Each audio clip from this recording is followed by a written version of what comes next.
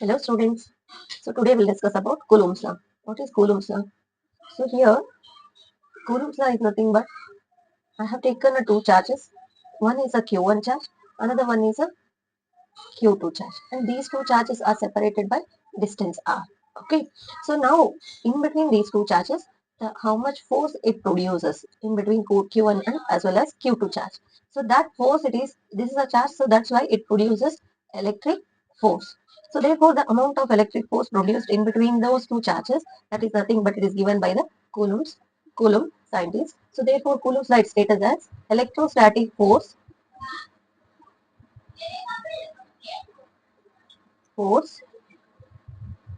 between any two charge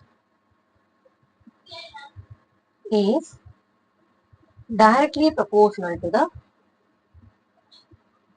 product of two charges and inversely proportional to the square of distance between two charges. So now this we are stating as an electrostatic force between any positive charges or any two charges is always directly proportional to what happens, product of two charges, and inversely proportional to what happens, square of distance between the two charges, and this distance is always connected along the line joining of two charges. Okay, so now this statement we should write in a mathematical form such as F equal to, or F is proportional to what charges we have taken here, Q1 and Q2.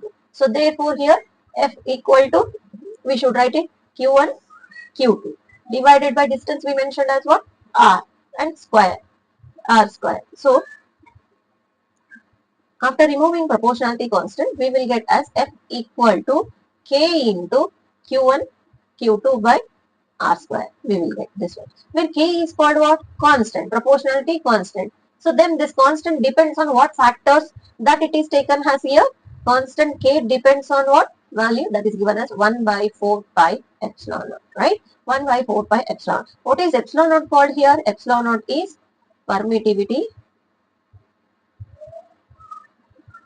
of free space, permittivity of free space. So therefore, this epsilon naught value, it is given as 8.854 into 10 to the power of minus 12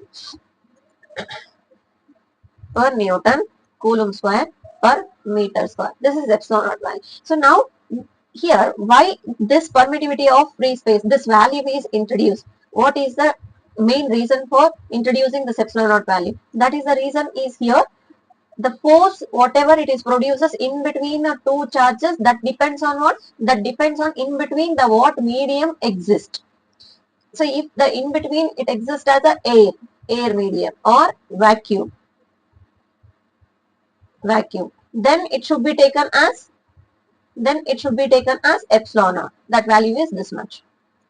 So now suppose if in between exists as a certain medium instead of air and vacuum, then we have to take it as with respect of permittivity of medium, that is epsilon. We should denote with the permittivity of a medium. So therefore then what happens? The force again differs. Even though we have a same charges, a same magnitude of charges and same distance between them, but the magnitude is differs when the medium is changes, the magnitude of force is changes. So that's why this epsilon naught and epsilon plays a major role in between the two charges. What amount of force exists produces in between the two charges. So therefore here one more thing, as so that force it is written as F is equals to 1 divided by 4 by epsilon naught.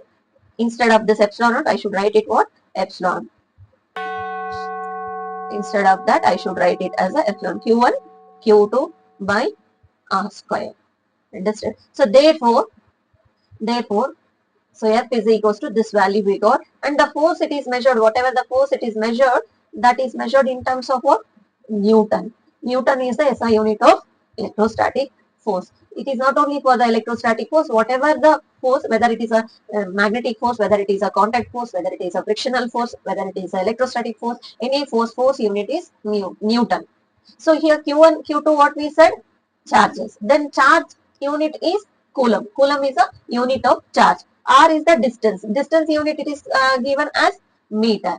And these are the SI units of a force, charge and distance. That is Newton, coulomb and meter. Thank you.